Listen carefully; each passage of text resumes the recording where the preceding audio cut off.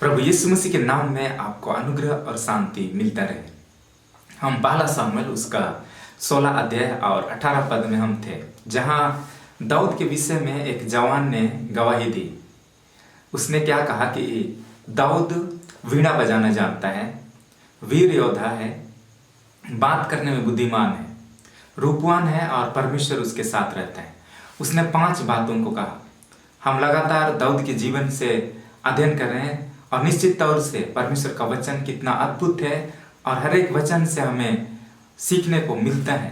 हर एक वचन हमें एक एनर्जी देता है आत्मिक जीवन में आगे बढ़ने के लिए।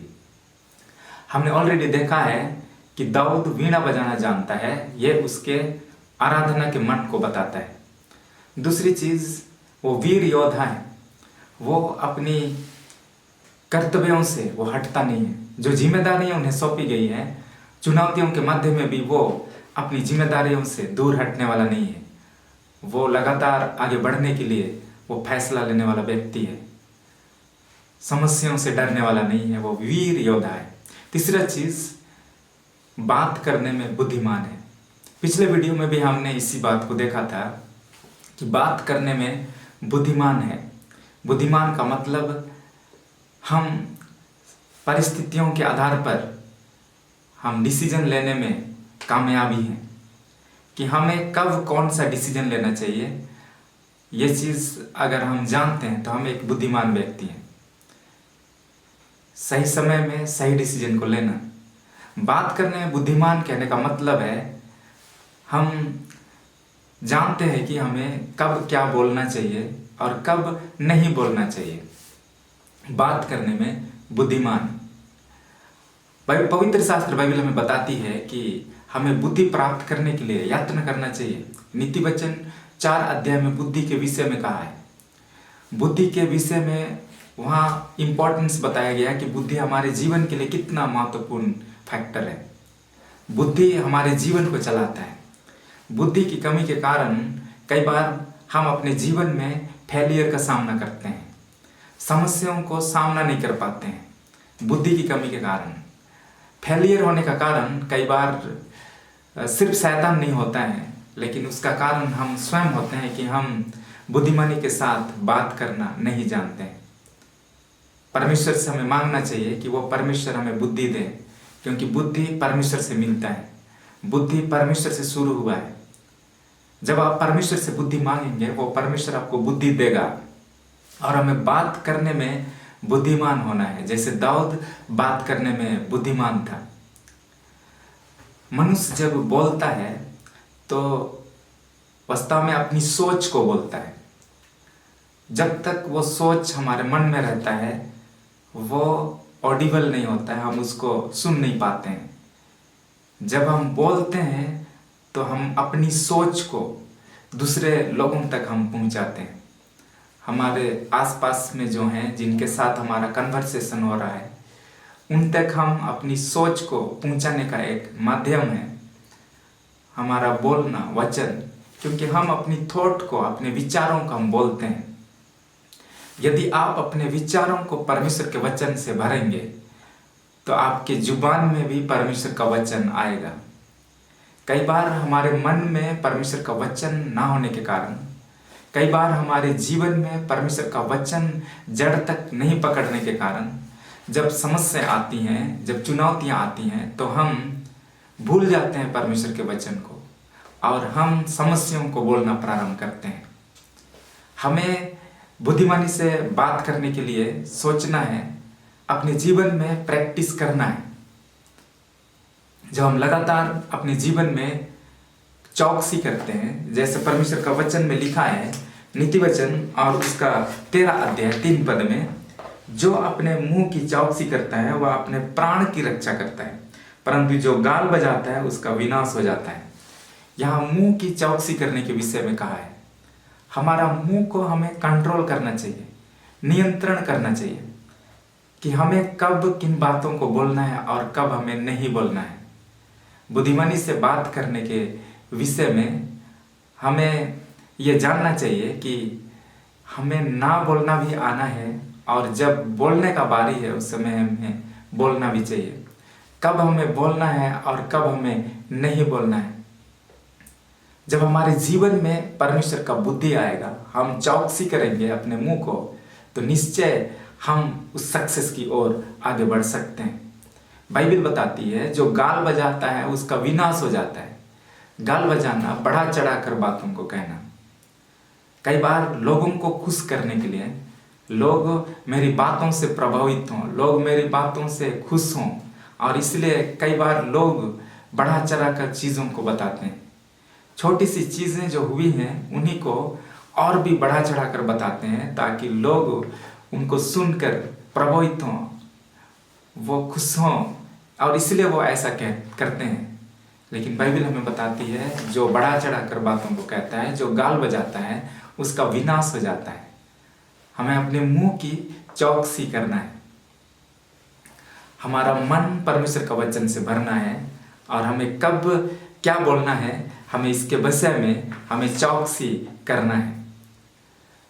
अगर हम अपने जीवन में सक्सेस होना चाहते हैं तो हमें बोलना सीखना है। परमेश्वर ने जब हमारे जीवन को बचाया, जब हम यीशु मसीह में आ गए, यीशु मसीह में हमारा जन्म हुआ, जैसे एक छोटे बच्चे का जन्म होता है तो उसके बाद वो अचानक से बोलना नहीं सीखता है। वो धीरे धीरे करके जब वो बढ़ने लगता है, धीरे धीरे करके वो सीखता है और वो बातों को बोलना शुरू करता है। इसी तरह से मसीह जीवन में जब हमारा जन्म हुआ है तो हमें भी परमेश्वर के वचन से हमें सीखना है कि हम अपने जीवन में परमेश्वर के वचन को हम बोलें। और इसीलिए पहला पत्रस और उसका 4:11 में लिखा है, यदि कोई बोले तो ऐसा बोले मानो परमेश्वर का वचन है। परमेश्वर का वचन जब बोला जाता है तो वह परिवर्तन को लेकर के आता है। जब परमेश्वर का वचन बोला जाता है तो परमेश्वर का वचन हमारे जीवन में परिवर्तन को लाता है, बदलाहट को लेकर के आता है। परमेश्वर का वचन जीवन बदलता है। अगर आप उस वचन को बोलेंगे तो वो आपके जीवन में परिवर्तन को लेकर के आएगा। परमेश्वर का वचन आशा से भरा हुआ है, परमेश्वर का वचन विश्वास से भरा हुआ है, परमेश्वर का वचन पवित्रता से भरा हुआ है, परमेश्वर का वचन सत्य से भरा हुआ है। यदि आप भी परमेश्वर के वचन के जैसा बोलना चाहते हैं तो हमारी जुबान में भी पवित्रता होना जरूरी है, सत्य का होना जरूरी है, आशा का होना जरूरी है। कई बार हो सकता है हम सुबह से लेकर के शाम तक कई बार निराशा को अपने जीवन में बोलते हैं। कई बार हम अपने आप से हताश होते हैं कि मैं आगे नहीं बढ़ सकता हूँ, मेरे जीवन में तो परेशानी ही परेशानियाँ हैं। लेकिन बाइबल हमें बताती है कि यदि कोई बोले तो ऐसा बोले मानो परमेश्वर का वचन है। जब हम बोलेंगे तो ऐसा बोल रहे हैं कि हम परमेश्वर का वचन को हम बोल रहे हैं, अर्थात आशा, विश्वास, अनुग्रह, प्रेम को हम बोलने वाला बने। जब आप सही बोलने वाला बनेंगे तो आप दूसरों के लिए आशीष का कारण ठहरेंगे। जिसके जीवन में चंगाई की आवश्यकता है, जिनके जिंदगी में गहरा घाव है, जो आत्मिक रीति से वो घाव में है, जब आप बोलेंगे तो उसकी जिंदगी में चंगाई आएगी। इसलिए परमेश्वर का वचन में लिखा है, नीति वचन उसका 12:18 में, ऐसे लोग हैं जिनका बिना सोच विचार का बोलना तलवार के समान चुभता है, परंतु बुद्धिमान के बोलने से लोग चंगे होते हैं। जब बुद्धिमान व्यक्ति बोलता है तो वहाँ चंगाई आता है। बुद्धिमान व्यक्ति जब बोलता है तो जहाँ निराशा है वहाँ आशा आता है। जब बुद्धिमान व्यक्ति बोलता है, जहाँ डर है वहाँ विश्वास आता है। बुद्धिमान के समान आप बोलना शुरू करें। हम जब बोलते हैं तो कई बार हम अपने आप से बोलते हैं। कुछ ऐसे शब्द हैं जो हम अपने आप से बोलते हैं, कुछ हम अपने पड़ोसी से बोलते हैं, और कुछ हम परिस्थितियों से बोलते हैं। तो कई सारी चीज़ें हैं जहाँ पे हम बातों को हम बोलते हैं। जब आप अपने बारे में जब आप बोलते हैं तो कई बार हम अपने बारे में सही इमेज को नहीं रखते हैं, क्योंकि पिछले दिनों में शायद शैतान ने हमारे विषय में गलत बातों को बोला है, और उन्हीं बातों का हम कई बार बोलते रहते हैं कि मैं नालायक हूँ, मैं आगे बढ़ नहीं सकता हूँ, मेरे जीवन में तो फेलियर ही फेलियर है, मैं अच्छा नहीं हूँ। इस तरह से अपने जीवन के बारे में शायद हम गलत विचारों को लेकर के हम लगातार बोले जा रहे हैं। पवित्र शास्त्र बाइबल हमें बताती है कि हमें ऐसा बोलना है मानो वो परमेश्वर का वचन है। परमेश्वर का जो वचन है वो बीज के समान है। जब बीज बोया जाता है तो अंकुरन होकर के वो एक पौधा के रूप में बढ़ता है और उसमें कई फल लगते हैं। जब हम अपनी जुबान से बोलते हैं तो हमारी बोली में सामर्थ्य है। यदि आप नेगेटिव बातों को बोलेंगे, नकारात्मक बातों को बोलेंगे, तो वो बीज के समान है। आप नकारात्मक बातों को बोएंगे तो आने वाले दिनों में नकारात्मक फलों को आप काटेंगे। यदि आप अपने जीवन के लिए सकारात्मक बातों को बोलेंगे तो आने वाले दिनों में निश्चित तौर से आप सकारात्मक रूप से अच्छे फल को आप प्राप्त करेंगे।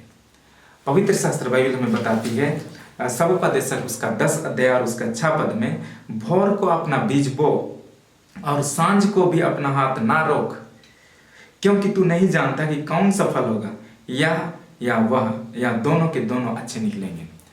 हमें बीज बोते रहना है, सांझ को सुबह को सब समय हमें बोते रहना है। परिस्थितियां सही हो या गलत हो, हमें बीज को बोना कभी नहीं छोड़ना है। जिस तरह से इसहाक ने अकाल के समय में बीज को बोया था और परमेश्वर ने उनको वो अच्छा फल दिया है, इसी तरह से आज हमारे जीवन में अगर परिस्थितियां सही नहीं है, अगर हम कई सारी समस्याओं से होकर के गुजर रहे हैं, फिर भी हम अपने लिए बीज बोना शुरू करें।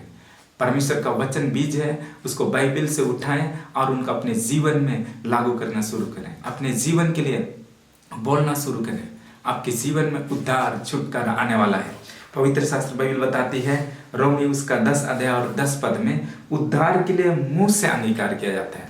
जब हम अपने जीवन में उद्धार को पाना चाहते हैं, हमारा आत्मिक उद्धार या फिर अपने जीवन में जो समस्याएं हैं उनसे उद्धार प्राप्त करना चाहते हैं, तो हमें मुंह से अंगीकार करना है कि मेरे जीवन में अच्छा चीज होने वाला है, मैं अच्छा करने जा रहा हूँ, परमेश्वर के द्वारा से मेरे जीवन में अच्छी चीजें होने जा रही हैं। जब आप अच्छी बातों को बोलेंगे, सकारात्मक बातों को बोलेंगे, वही आपके जीवन में भी दिखाई देगा।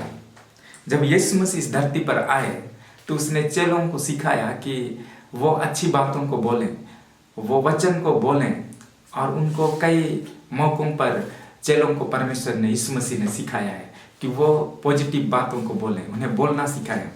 पवित्र शास्त्र बाइबल में मिलता है मत्ती रचित सुसमाचार 8 अध्याय 23 से 27 पद में, जहां यीशु मसीह अपने चेलों के साथ में झील में उस पार जा रहे थे।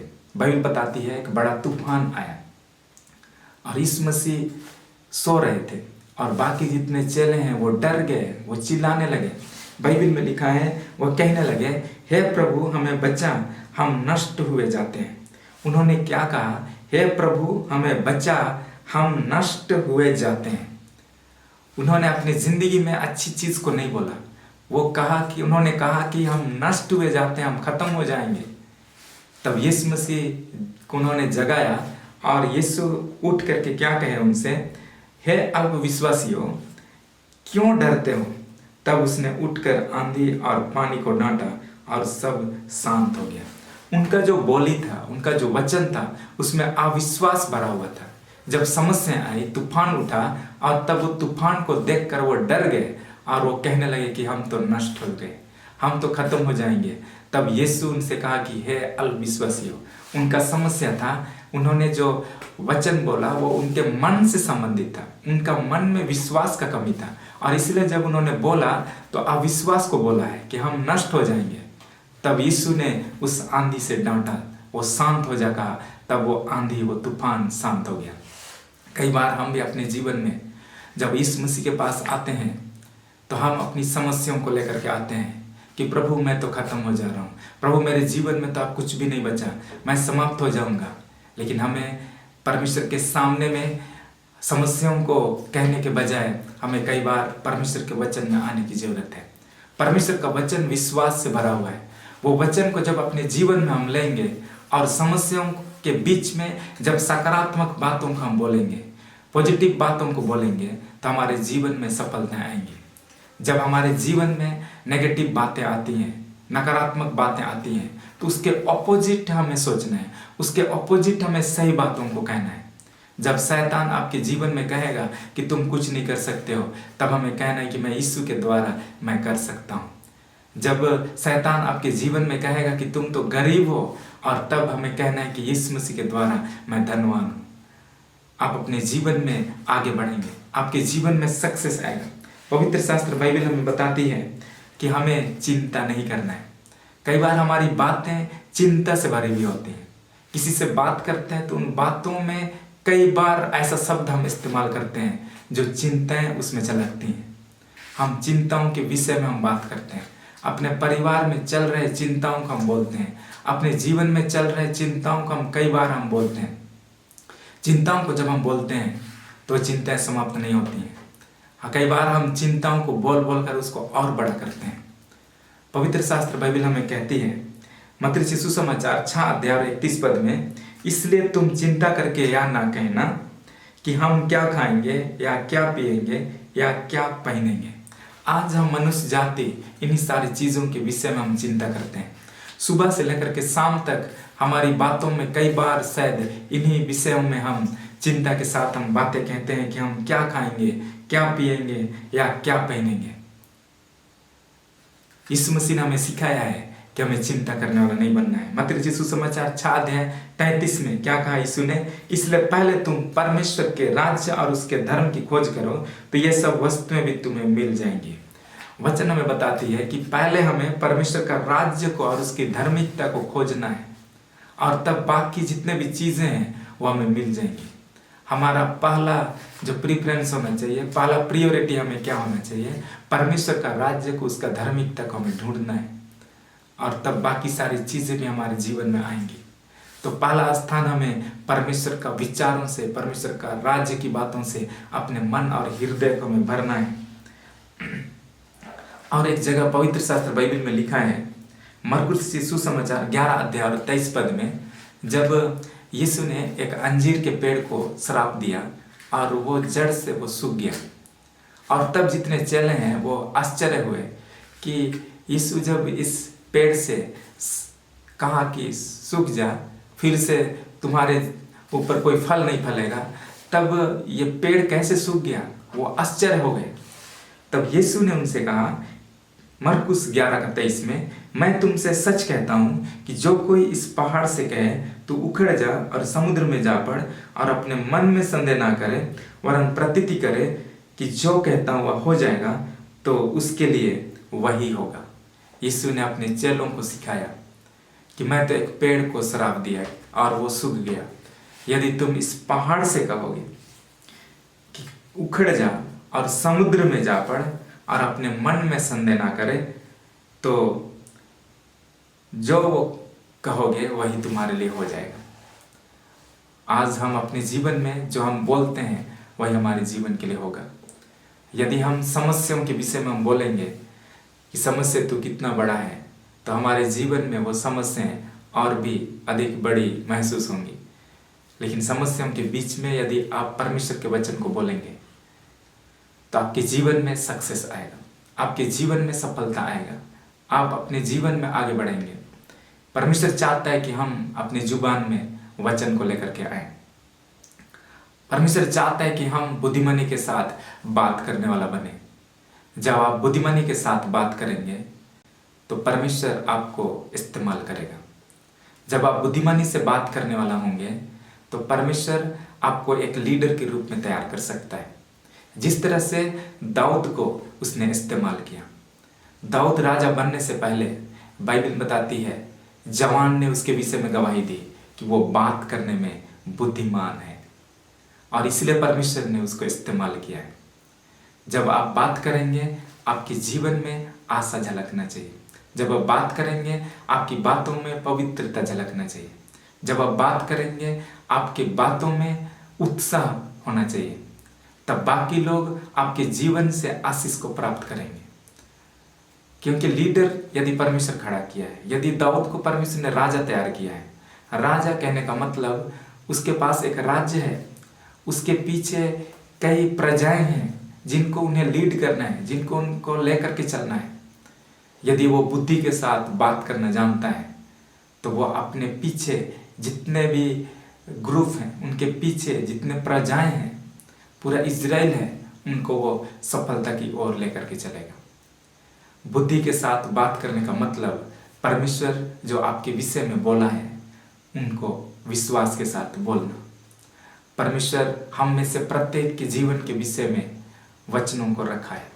जब वो आपको बना रहा था उसी समय उसने आपके विषय में कई अच्छी अच्छी बातों को बोला है।